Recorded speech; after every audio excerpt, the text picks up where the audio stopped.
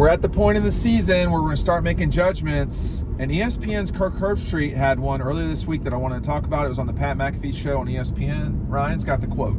He said, I think it's obvious right now that Georgia and Texas kind of look like they're at a different level. Georgia, this is really what he said, the way we thought about Texas last week beating Michigan, that's how we felt about Georgia week 1 after they beat Clemson. Matt DeBerry? Yeah, it was a really impressive win. We all kind of thought they'd go up and beat Michigan the way they did, but Texas is a really good team. We've been talking about it the entire offseason. I don't know if they're as deep top to bottom as Ohio State, but if we're talking about in the SEC, it does look like it's Georgia, Texas, and then maybe a gap. Obviously, Alabama has a lot to prove today after a really struggle of a game, or at least 3.5 quarters against South Florida. We're going to learn a lot about LSU today. I still think Tennessee, Ole Miss, Missouri, there's a lot of really good teams, but I want to see them play someone.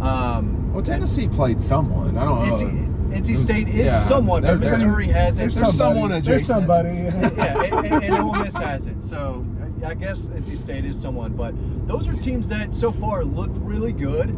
But it does feel, Ryan, that Georgia and Texas are kind of the two head honchos right now. Yeah, and it's hard to, until Ohio State plays somebody that's a little bit better, it's hard to judge them. Obviously, they've looked good against worse opponents. I think with Texas, they've kind of answered the main question most people have for them over the offseason was, how's the offense going to look with entirely new weapons?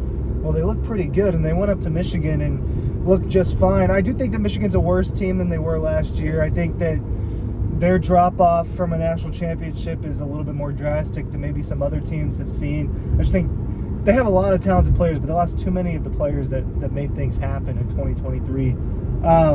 But this weekend's good, right? Matt was talking about all these games. Is Alabama up on the road in a game where you really think they're going to blow out Wisconsin, right? Do they actually do that, or do they struggle again? Missouri's going to play. They didn't play anybody the last 2 weeks. They looked really good, but they didn't play anybody doing it. So I think this weekend's a good one to learn a lot. But I think it's fair to put Georgia and Texas into a tier, and then I'd have kind of this weird next tier where Ohio State's at the top of it, and Alabama and Missouri and Tennessee are all there. But what's fun about all this is everyone's going to start losing and beat each other over the next few weeks. There's not going to be 6 SEC teams in the top. I mean, do you think that can sustain for a long time? 6 SEC schools in the top? It could. Let me revisit that in a second here. I want to say that of the 8 quarters of football, I think Georgia actually in those 8 quarters has been the best team in the country. Texas has been really good in those 8 quarters as well. I think Georgia's played better in the 8 quarters, but and like the way that Clemson beat Appalachian State, that to me was pretty impressive.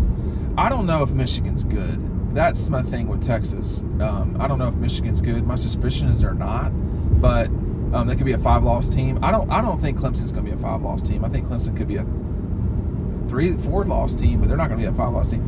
The group that you're talking about, Georgia's playing a lot of these teams like Mississippi. Them and Ohio State may be very similar programs. I don't know, but like I've seen Tennessee play. Tennessee's not as good as Georgia. Tennessee's good. Tennessee would take Penn State and crush them. Missouri has had a very good 8 quarters of football. So like the sort of ancillary, the elite adjacent teams are looking good. Now, Week 3 will tell a lot, and the full disclosure is we're recording this on the way up to Lexington, so we don't know what we don't know yet, Matt. But, like, is Alabama supposed to blow out Wisconsin? Wisconsin's not good. I can confirm that. But South Florida wasn't good either. Alabama's got to get it going. Georgia's better than Alabama right now. Georgia's better than Texas. I don't know that they're so much better than Texas that it's obvious.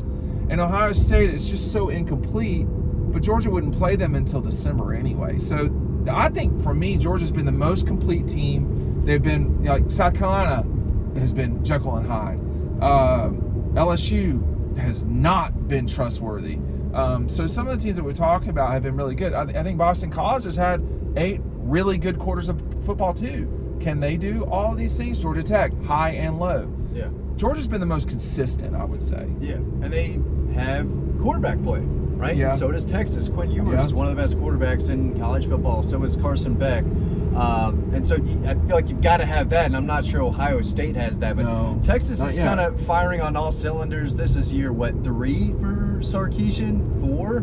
He's done a good job of bringing in a lot of talent, both on the recruiting trail and through the transfer portal, obviously. So they're a team that's been knocking on the door. They made it to the playoffs last year, and they're ready to kick it down. Will they kick that door down before Ohio State, or is Georgia, it's still theirs, and they're not opening up that door for anyone anytime soon? They're in a position to do that if they win another national title, call it 3 out of 4, and keep this run that they're going on. But I do think that you could obviously make the case that Georgia has been the number 1 team in the country for the first 2 weeks. That's what they're ranked right now. But if you look at it through, orange glasses, you could make the argument for Texas. But we'll see. There's a lot of football left to be played. But through the first 2, weeks, Ryan, there's a lot of really good SEC teams. We're going to learn more about them. But Georgia and Texas have a legitimate chance to win the national title this year. Yeah, part of this is our preconceived notions, right? Georgia's won heading into the year, and they've kind of been in that position for the last few years. It's until proven otherwise type of thing. I think if you do set aside what Texas has done in 2 games and what Georgia's, it's fairly even, right? I mean, Georgia looked really good, could have looked better against Tennessee Tech. I don't think you can complain too much about what Georgia did to Clemson. That's a ranked team, and you beat them 34-3 and just obliterate them in one half. Texas did it on the road, right? Georgia hasn't done that yet. Today on the way, we're finding out how good is the 2024 Georgia team on the road. So there's some things that Texas has accomplished that Georgia didn't, but I think 1 and 2 is fair until proven otherwise. Ohio State is one of those things. Their first big test was supposed to be at Oregon. Well, Oregon might not be. I mean, depending on what goes on with the Oregon State game, they haven't been what everyone thought they were, which was going to be a top 3 or 4 team. They haven't played like that at all to this point, so it might take a long time before we really know how good Ohio State is. But we're going to find out about these SEC schools by the middle of October. Hey, what's kind of the pecking order right now? I just want to say this too, just because, if there's a scenario where Texas has an advantage, it's when they're playing Georgia in Austin. If they win that game, I don't think there's really a reason to kind of think one way or the other about it. I mean, if Georgia were playing Texas in Athens or Atlanta, they should win that game. If Texas is playing Georgia in Austin, I would say they should win that game. And Georgia's still favored slightly in that game, which tells you people think they're the better team, Matt. But the one thing about Texas, I will say this, with Sark, there are 2 things going on at once. First of all, he is as good an offensive mind as there is in football. I think he is as good as Kirby is on defense. Maybe a hot take, I don't care. He's really good. You would take him over Lane? Lane Kiffin's really good too. I love some Lane Kiffin. Lane Kiffin's really, those 2 are exceptional, I would say. And secondly, though, the challenge for Sark has been steadiness, has been consistency. That's not been a problem at Georgia. I just will believe it when I see it if these guys play 3 times in a season. But if they're playing 3 times, consistency is going to win out at the end. That's my take. Yeah. And again, we could see a rematch in Atlanta, but Right. Georgia might see a lot of Texas over the next 3 years, whether it's the regular season, SEC championship, or in the playoffs. So it'll be interesting to see where that goes. He's done a good job, and I feels like he's going to be there for a while. How long was Mac Brown there? It seems like Texas was somewhat of a revolving door for a little bit after Mac Brown. 17 years? Yeah. I think this is year 4 for Sark. I think this is year 4. I That think he makes was there in sense. 21 and 22 were not great. They were fine. Yeah. But he's got And- Arch taking over next year. So that Texas train, I think Texas should be pretty good for a while. If Texas Arch- should always be good. They should always be good. But now they finally are. In 1 mile, take a slight right turn onto Runyon Road. Runyon Road. Runyon Road. Runyon Road. Runyons. Oh Runyon man. Road. My anyway, go ahead. I'm not even going to sidetrack on mountain life up here. Texas should always be good. I mean, we can And go. Georgia should always be good. Georgia and should always be Alabama good and too. Ohio Let me State. just say this though, man. Like LSU, what's going on over there? That's got to be better. I don't know if they're going to beat Carolina today or lose or win or whatever, but like Maybe it's a bad loss. it would be a horrific loss. We could just go ahead and pencil Carolina into the playoff for that. But the LSU people will be super, super angry, and you could see some turnover. You could see some turnover there. I'm just saying. After this year? I don't think it's out of the realm of possibility because the Florida job opening up, and today with A&M in Florida, I think this. I think, and we're recording. Take a slight right turn onto Runyon Road. And hey, it is what it is, guys. This is what we're doing. Oh, I remember this. I do too. So, I think I missed this last time. I think too, we did. For the record, This We is missed one of this turn we missed this turn on the multiple way up. for the record. Yeah. Old Tammy's ice cream and gifts. And more. In 1 mile, turn right onto State Route 68. What more do you got What- back there, Tammy? Come on, Tammy. What I would say is, It's like that Wedding Crashers line with the Which mom in is? the kitchen. I never know what she's doing back there. I don't The remember meatloaf. that. The meat. The A meatloaf. wedding crash. That's the worst part of Wedding Crashers. You gotta- It jumped the 5-star shark. movie, It's though. a great movie. And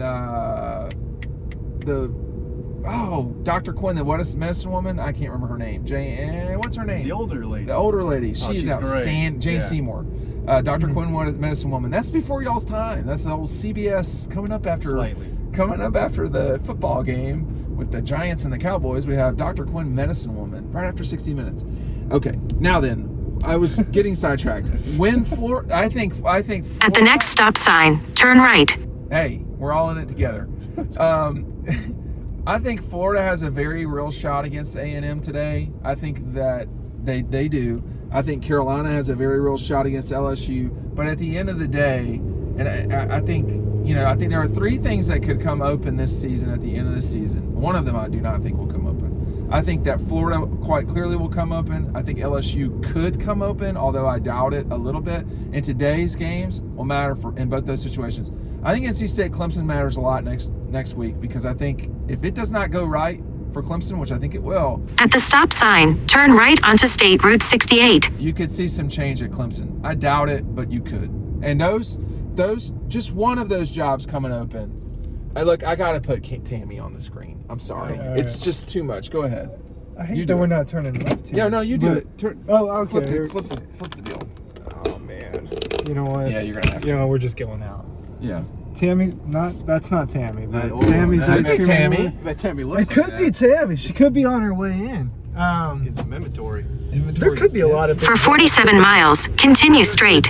And I think that's what's the challenge here is once Florida opens, who will take that job? What happens there? If LSU is 8-5, do they make a move? One of those 2 jobs will go get Lane Kiffin. You think That's what I was or LSU? gonna say. Is that's Yeah, now something that it's you've time. said a lot over the last couple of years. Do you think He that's should have definitely been gonna at Florida happen? years ago. Well, It would I have don't been think very that. good. He would be. Would he leave Ole Miss Absolutely. for Florida? Absolutely. Well, it's not a. It's a trickier situation for sure. It It's would a make trickier sense situation. if Florida does their part and lets him do what he needs. They're not going to do their part. and that's the They're issue. not going to do their part, and that's the difference. Like, I think it seems abundantly clear to me that Georgia has said to Kirby, "Okay, go do it," and whether you're talking about resources, All in though. They've pushed it all to completely. the There table. is no confusion about what's happening at Georgia. I do not feel that way about Florida. All right, you're holding this, which I feels like is a death trap for your arm. We could Okay. see that's No, so you have to be innovative. what does Georgia have to do against Kentucky? I know this is a very quick. Are you concerned at all, Ryan, with Georgia missing 3 defensive linemen coming in this game? No, I mean obviously maybe that helps Kentucky's ground game a little bit, but I think just looking crisp, man. I don't think the score matters if you're Georgia. Whether you win by 10 or 20 or 30, which I do think Georgia's going to win this game. I think it's just, did we execute properly? Did things look smooth? I think it's what you have to ask yourself if you're Georgia, because you want confidence going into a bye week where you're about to spend a week working on yourself and a week working on Bama, right? At least the way they talk about it. So I think it's executing smoothly. That's what you look for in Georgia today. I want to see the penalties go down, turnovers down, and some explosiveness in the run game. That's what I'm looking Yeah, that wasn't there against Tennessee Tech, except the one run was Right. pretty good. Yeah, I think it's for me. It's always been this way. It's about how do you look? What are you doing? How are you playing? It's irrelevant. I think it's great that they're on the road. Actually, I think it would be. I know this is counter to maybe a lot of people on here that wave pom poms, but I don't think it would be the end of the world for them to be down at some point in this game. Just to it's gonna have to happen at some point. They're think about it, y'all. Like, they're not going to lose at home. I mean, Tennessee will be a real challenge, but their biggest challenges are coming up soon.